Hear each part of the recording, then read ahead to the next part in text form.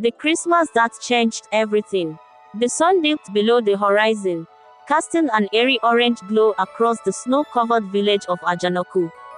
Inside a crumbling shack at the edge of town, lives the Ayinla family. They are hardworking and God-fearing. Tonight is Christmas Eve, but there was no warmth, no laughter, no aroma of freshly cooked vegetables or sounds of neighbours pounding yams with pestle and mortar or fresh fragrant jollof rice. Just silence and the gnawing ache of hunger. 9-year-old Ayomide stood at the empty table with wide, hopeful eyes.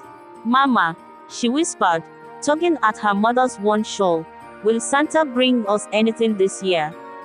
Her mother, Radeke, hesitated, swallowing the lump in her throat. How could she explain that there would be no gifts, no feast, no magic this Christmas? "We must pray, my love," Radeke finally said, forcing a smile. "Sometimes miracles happen when you least expect them." But even as she said it, Radeke wasn't sure she believed it. Their money had run out weeks ago. Her husband, Femi, was out in the woods, scavenging for firewood to keep them warm through the night. It seemed this Christmas would be just like the others, filled with love, but overshadowed by hardship.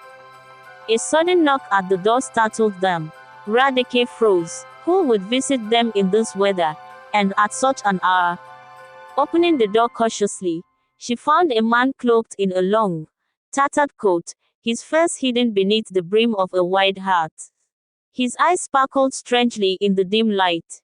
"Pardon the intrusion," he said in a voice as smooth as velvet. "I've lost my way in the storm.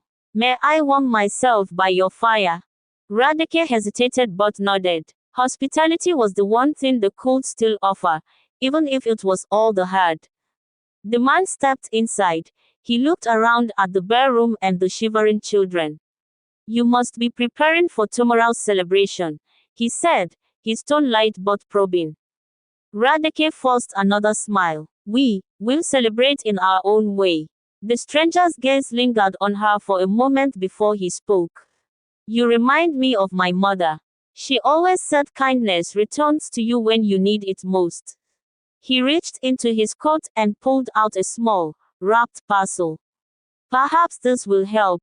Before Radeke could respond, the man placed the parcel on the table and walked out into the night without another word. Femi turned moments later, shaking dirt off his tattered farm coat. "Who was that?" he asked, eyeing the parcel.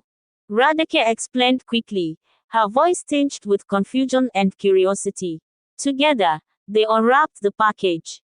Inside was a plump, perfectly seasoned chicken, a loaf of fresh bread, and a small pouch of new mint of hard currency. The family gasped in unison. Femi looked out the window, but the stranger was nowhere to be seen. Where could he have gone so quickly? Ayomide clapped her hands with joy. "Mama, it's a Christmas miracle." The Ayinlas spent the rest of the evening preparing the food and decorating their little home with scraps of fabric and flowers Ayomide had collected earlier. For the first time in years, laughter filled the air. The mysterious revelation. The next morning, as the village church bells rang, the Ayinlas made their way into town to share their miraculous story. But when they described the stranger to others, an elderly woman gasped. "That man, he sounds just like Ajana, the great ancestor." "Who's Ajana?" Femi asked, frowning. The woman's voice trembled. "He lived here long ago, known for helping the poor. But he passed away, 25 years ago this very night." The Ayinlas exchanged stunned glances. Could it be true? Had their Christmas miracle come from beyond? As they walked home, Ayomide looked up at the sky and whispered, "Thank you, Mr. Ajana."